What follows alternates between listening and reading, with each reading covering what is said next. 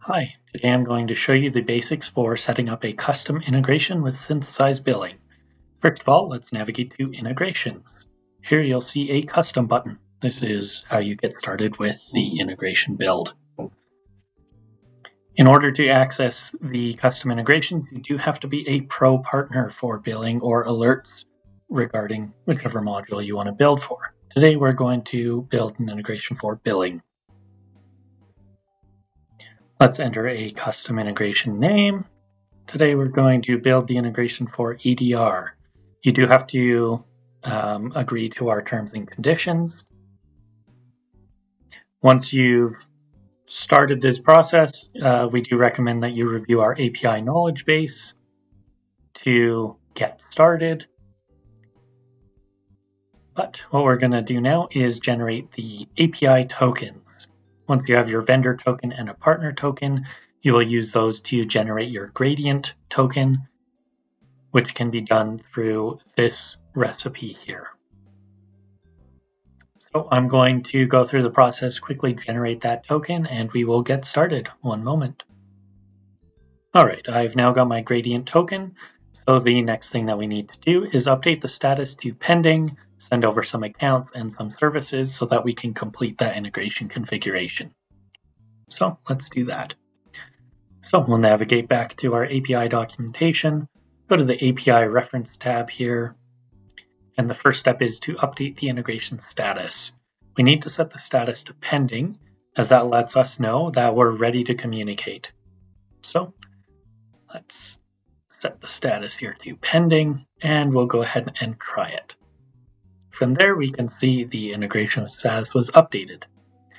Next, we're going to create the service for this integration. The service that we're going to be working with here today is just for EDR, so I'll just fill in some basic information regarding the service, a name, description, category, subcategory, and we'll try it as well. And we can see we've now got a custom service called EDR. Next up, we need to create the accounts that this is associated to. So we'll add a couple objects here. The first one will be for BIFCO Enterprises, and we'll give it a unique identifier of 1. Ideally, you would get the unique identifier from the vendor that you're building the integration for. And the second company will do Dr. Jones Fine Antiquities. And we'll give them an ID of 2. All right, let's go ahead and try it. Okay, we've now got 2 customers, or 2 accounts in here, BIFCO and Dr. Jones. All right, so we've created the services, the accounts, and we've set the status to pending. So at this point, we're ready to complete the configuration of that integration. First off, let's check the status here. We can see there are now 2 accounts, 1 service, and the integration is in pending connection status. So let's hit next here. All right, here's our 2 accounts. Let's go ahead and map those. There we go.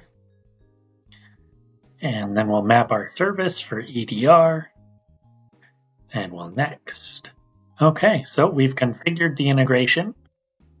So now on the billing page, we'll see that the integration is connected, but we don't yet have any imported quantities. So we still have to do that portion of the integration. So BIFCO has 45, Dr. Jones has 20.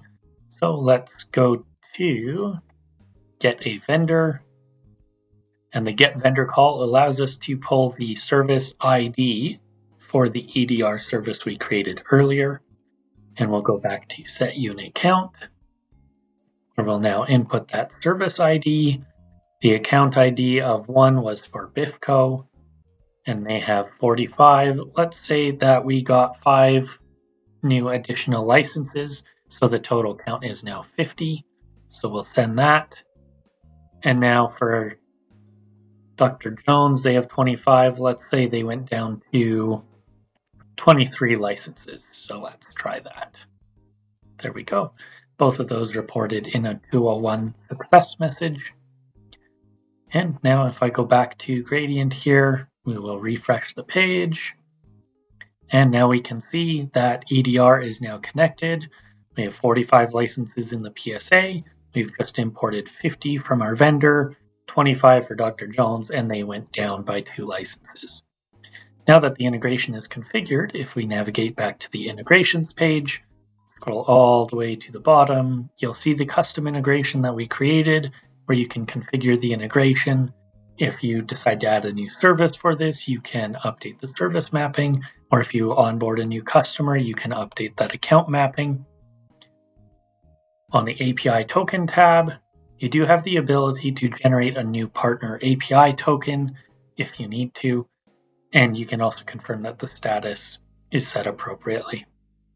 Thank you.